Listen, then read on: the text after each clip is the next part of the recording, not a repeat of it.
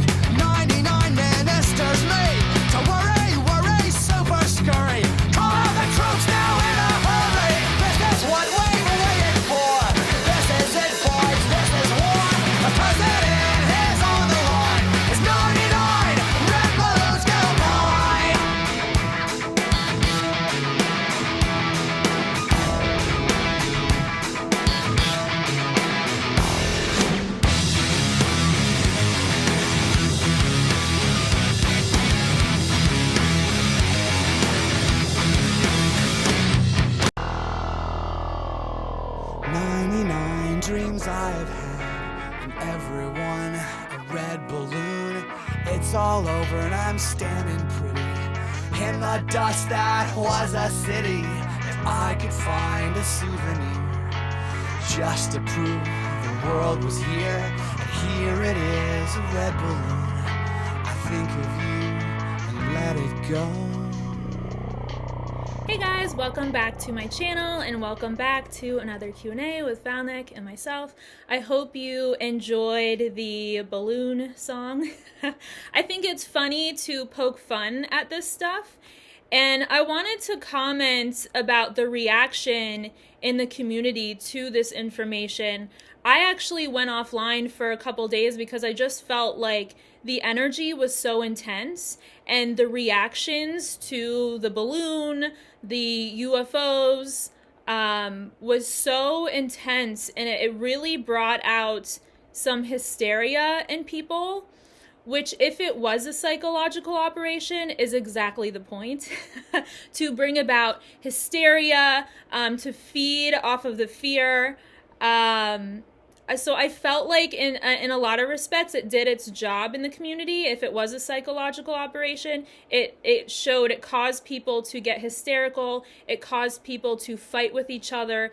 And what was really interesting is a lot of people, and this is not a bad thing, we were just born here, this is how we were raised.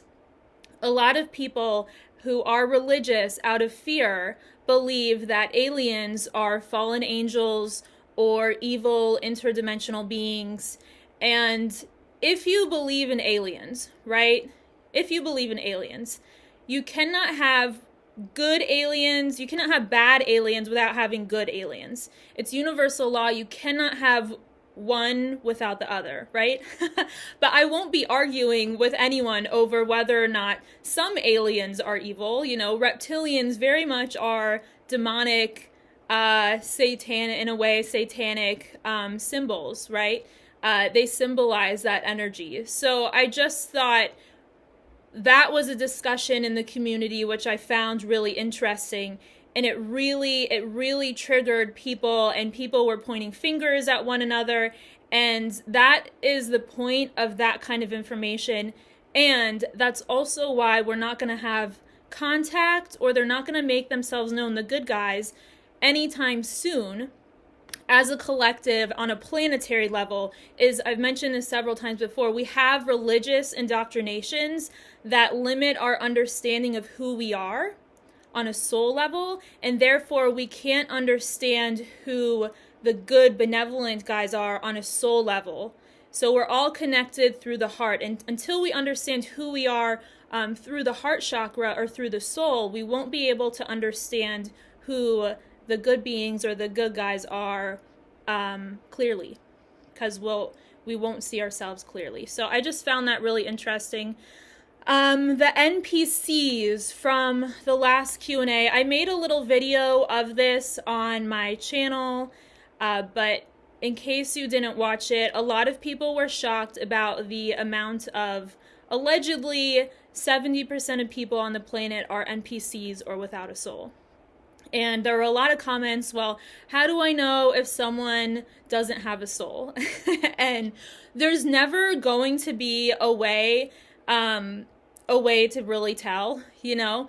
And it's not really relevant, in my opinion. It's not really relevant to me because I have a soul. So I'm, you know, evolving and doing my own thing, and I'm in my own frequency and doing the best I can to evolve my soul. So it doesn't matter who has a soul and who doesn't. I mean, are we really going to go around every single day trying to figure out if someone has a soul or not? And would that change the way we treat them? And in my opinion, no, because you're still going to treat everyone the way you want to be treated, because the universe is a reflection of you. So what you give, you get back, right? In most cases. Maybe not the way you think, but it will come back. Your good energy will come back to you. So I don't really think that it matters. What I did find interesting is the people saying, how do I know if I have a soul? That's a great question. I don't know if I can answer that for you, but that would be my number one priority. If I was not sure if I had a soul, I would be trying to find that thing. I would be trying to find myself. That would be, and that's a great question when you're trying to awaken, when you're trying to find yourself, right? So that's a good indication of where you're at, and that's a great place to start your own journey of finding your soul. This is kind of what it's all about. No one's going to be able to find yourself for you, right? You have to do it yourself. I have to do it myself. This is what sovereignty really is. Healing and finding yourself and understanding who you are on a soul level. And that's what will bring about contact, you know? That's what will really bring about evolving into a race where we can meet these beings as equals, right? Is understanding who we are. So that's kind of like my little spiel on that. And I also wanted to comment on the solar flare and evolving consciousness. So apparently there was some sort of solar flare event. I think it's today, or maybe it was yesterday, or maybe it's tomorrow.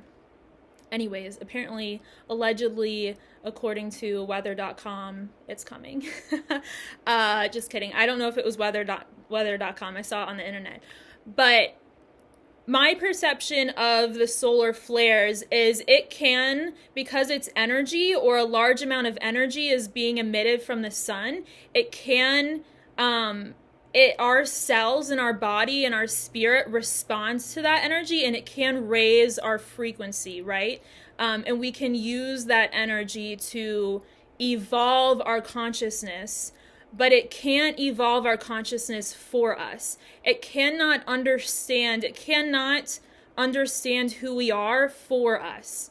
So we can use that energy to raise our frequency, and it will bring out our wounds and stuff that we need to heal to the surface. But how we deal with that and how we heal our wounds is our choice, and how we evolve is a choice. So it cannot take away our free will and cause a mass awakening event for us. Free will and awakening is our own choice to do, right? So no one can force you to awaken, in essence. If they could, I'm sure, like, the Federation or whoever, Mother Nature, would be like, let's just throw an awakening bomb on these people. We're done with them. Wake them all up. I'm sure they would have done it already. But that's not, to me, that's not reality, or that doesn't make sense in my reality. I'm responsible for my own consciousness. I'm responsible for my own evolution. I get help from Mother Nature, but it's my choice to heal my own wounds, traumas, and ascend, basically. And last but not least, the kids of the future. Okay. I want to comment on the children being born into this world right now, the younger generation, the generation that's younger than me, okay? They are going to blow the socks off of all of us. They are amazing. And the adults that are watching this video, in my opinion, I feel this way. This is how I want to help. I want to help change the community, and I want to help change planet Earth so that they are free to express themselves without rejection. Because the knowledge and the energy that they're bringing into the world has never been seen on this planet. They're bringing stuff from other realms that will completely break the mold of what we're used to, and they need us to help set the stage for them to grow and evolve. So part of what we're doing right now, the adults, is this is war. This is a spiritual war. And by working together, and maybe working together sometimes might be a tall order, just don't work against each other.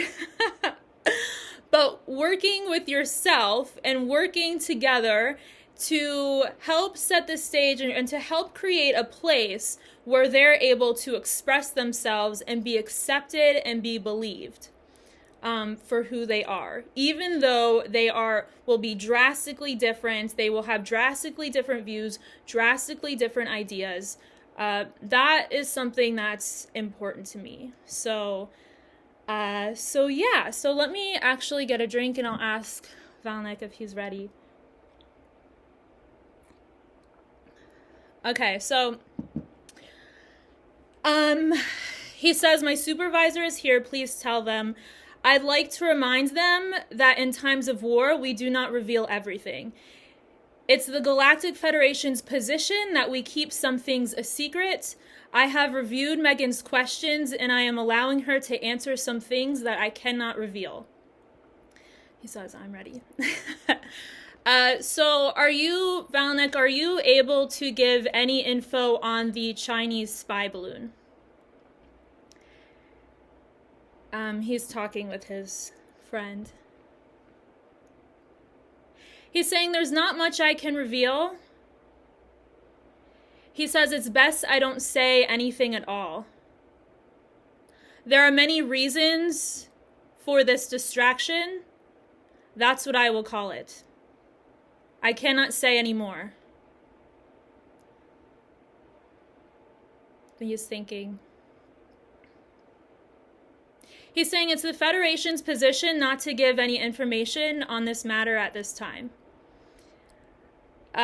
So that, I knew he wouldn't be able to answer that question, but the reason I want to ask him anyways is because it's very normal not to get an answer about active military operations.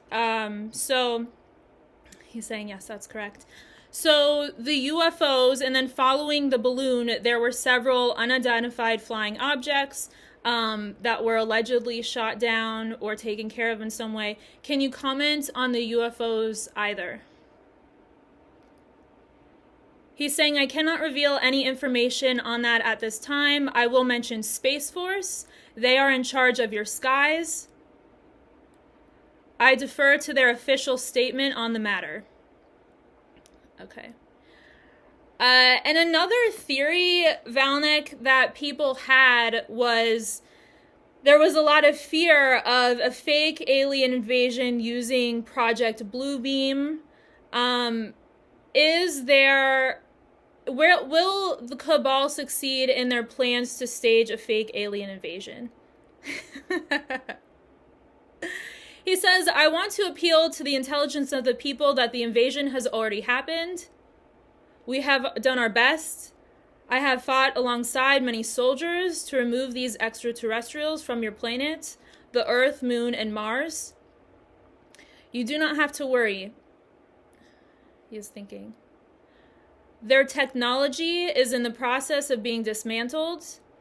They do not have the power. They do not have the funds. I will also appeal to the intelligence of your people. He's thinking. Your financial institutions are funding these projects. They were funding these projects.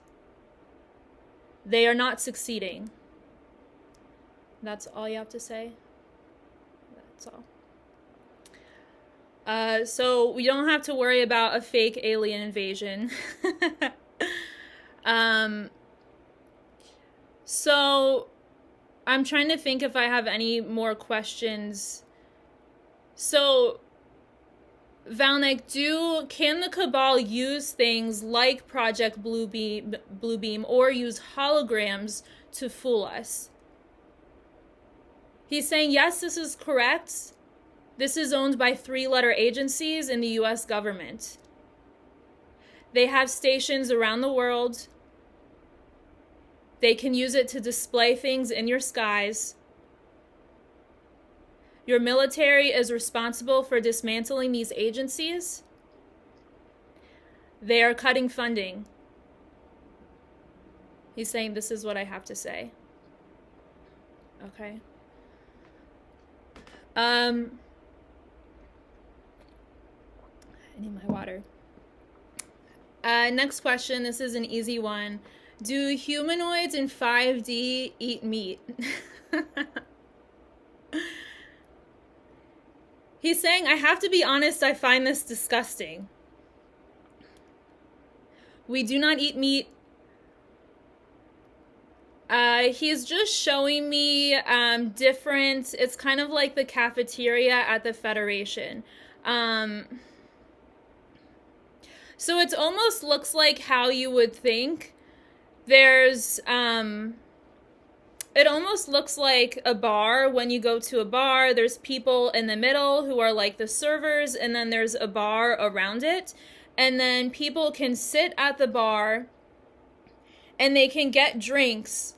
He's showing me people getting drinks of all different races. And it's kind of like he's described this before, but it looks like a drink and then there's like little bubbles of it. He's saying they have a higher frequency. They attune us to a higher frequency. It is very enjoyable. One of my favorite things to do after work. And he's winking. I do not eat often. When I do, it is of a what you call vegetative. He's trying to find the right word. Can I just say vegetables? He's saying, yes, that's correct. They are not the same as on your planet. They are easier to digest. They are of a higher frequency. They are in some ways man-made. We have people on the ship. They grow them for us. They are genetic scientists. They create our diet. What is most easily absorbed, what is best for our cells. So it kind of looks like, I don't know, I'm just going to call this like a 5D greenhouse. That's what it looks like. And what's strange is it's like what you would think, like there's plants. And the plants, like you can see the energy and the frequency running through the plants. They're kind of solid, but you can see like, for example, I see like blue, green, yellow, like frequencies running through them. And then the lights are different shades. And he says for different stages of growth, they change the lights in different ways. So like, just trying to think at the same time. He's saying, keep going, you are correct. It's like different stages. The plants have different lights on them at different stages. He says, to answer the question, we do not eat meat under no circumstances. It is poison to us. Okay, so next question. What was the spiral over Hawaii? Was it from a SpaceX launch? And for those of you who didn't see like the news report, there was like this blue looking spiral thing. over Hawaii, and some people think it was leftover jet fuel from a SpaceX launch. What do you think, Val Nek? He says, I do not agree it was from a SpaceX launch. He's laughing. He says, there are many things that happen in your news that are a distraction. I would consider this one of them. It is better I do not say who is behind this. I will appeal to the intelligence of your people that there are many distractions going on at this time. There are many things happening in your skies, but more interesting things happening on the ground. Pay attention to the ground. It is not necessary to wonder when we will arrive. You will know. So you're talking about like when the Federation or when the real disclosure happens, you'll know, we'll know. He says, I'll appeal to the intelligence of the people. It will be obvious. There will be real disclosure. As I have said before, it will take many years. Okay.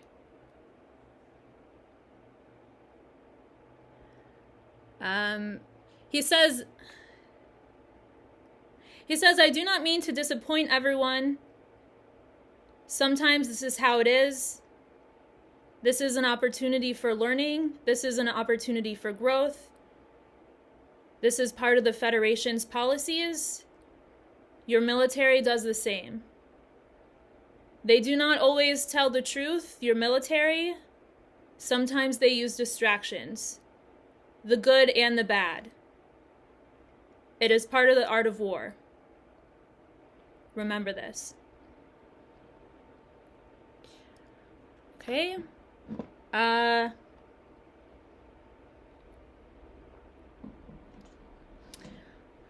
Val Nek, just someone asked, they would like to know what starships we have and what we are building. So what do the human starships look like, or the new technology for the human race, or for the U.S. military, or for the planet? What do the humans, what do the new Starfleet ships look like? He says, one of my favorite topics. They are multi-layered. He says, I'll show you a picture. There are two shapes. There are two different shapes. One is circular and one is more triangular in nature. Sort of like the thumbnail on this video, sort of like that, more triangular in nature. He's showing me the circular one, and in the very bottom of it's like there's a column, and you can imagine the rest of the ship is circular around the column in the middle, and in the bottom is a hangar. Oh, I see. He says this is a larger ship that can fit other ships. So, part of a small space station. So, he's just showing me, like, it's the triangular ships, or I'm trying to describe what I see and use words at the same time. I'm sorry. Like, the thumbnail in this video, those ships can go to the bottom. It's like a hangar in the bottom of the circular ship, and they're docked. The stations are meant to house a large number of people, larger than the ships. They have a crew. This is part of how the military organizes their people. He says, keep going. They are in 5D. They have the capability to shift to 5D. This is important. This is how you defeat the Sakar Empire. This is how you defeat the Nebu. He says, this is part of the Federation's responsibility to help the human people create different technology to defeat these beings. Okay, I'm gonna try and describe what you showed me. So it's, the hangar, and then there's ships that can dock in the bottom, and then you go into like the little circular area. It's like a column, and you can go. There's like an elevator where you go up. Almost like it's exactly like you kind of would see on Star Trek and on sci-fi. But I wanna make it clear too. This is something that will help us. These ships are a lot larger than they look when you see UFO footage. He's saying that is correct. This is a small station. The ships are much smaller. But the ships are still big. The ships are still... I think that the ships are still bigger than we would perceive them in the skies.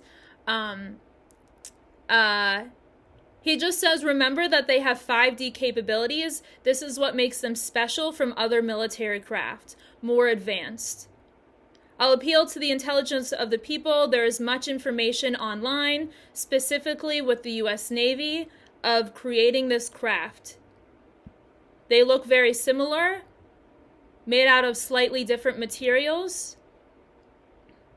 Elevating the consciousness of the pilots is important in order to drive these ships. This is also what we are working on. I've mentioned this many times. This is happening on the moon.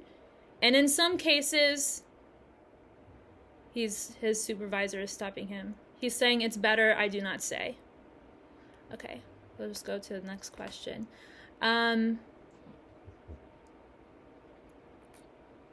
Have you heard of, I might laugh at this question. Have you heard of half horse, the Centaurs, half horse, half humans? And it's like it's a human, but then they have like a horse body with 4 legs. He's saying this is a silly question. There are many stories that happen on your planet. Some of them I do not know. This is one of them. Megan knows a lot of these creatures. Maybe she knows. I don't know. I don't know. Yeah, I don't know about the Centaurs. So I'll take this opportunity to remind people that extraterrestrials are not all-knowing beings. They are incarnated into a body, and so they are separated from source. So they have their own view and their own perception of the world. So they might not know every little thing that happens on planet Earth. I think there's a perception that has been built up that if you're in contact with extraterrestrials that you know everything, or that the person you're in contact with knows everything, and that's not necessarily the case. Okay, Val Nek, how does the Federation train pilots, and can girls be pilots? He's saying, of course, I support all women in their endeavors, especially to be a pilot. He's saying, I can show you. So this is at the station, the Federation station orbiting planet Earth, because I can see Earth in the background. And they don't have windows on the ship. They're not really windows. It's like almost like a magnet that reflects the image on the outside and it projects it onto the inside, if that makes sense. Sort of like a camera lens would. When it like flips the image or reverses the image. And then he's showing me a younger guy, a light bluish uniform, and there's a, it's like, this is in 5D, so it's kind of like a pole. He's sitting down, there's like a pole, or, he's saying it's a control panel. I would never know that. A control panel and sitting in front of him. He's showing me there's a control panel. There's the consciousness of the ship in the control panel. And each pilot in training is sitting in front of these control panels. And he's showing me the pilot has an implant and it's learning to interact with the consciousness of the ship. This isn't a real ship like, they're not in an actual ship, they're just training, interacting with technology that mimics the ship. He's saying in many cases it's like a simulation. They have tests and qualifications they have to pass. They have to be able to make decisions at what you call lightning speed, and he's winking. This is very important for the safety and members of all of the crew, for the pilot to be able to drive the ship effectively. It takes an extreme amount of mental clarity. This is one of the struggles we are working with training your people. They do not have good mental clarity. He's saying, we are trying to help them the best they can. And so girls can be pilots. Are there a lot of women in the Federation that are pilots? He's saying not as many as men. It is more rare. We have many scientists that are females. Do you have anything else to say? He's saying next question. Okay, so we've discussed before, like, when real disclosure will be, but do you have any more comments or any messages or anything that you think would be valuable for us to be doing before then? He's saying, I would like to mention our set of laws, what you have called the Prime Directive.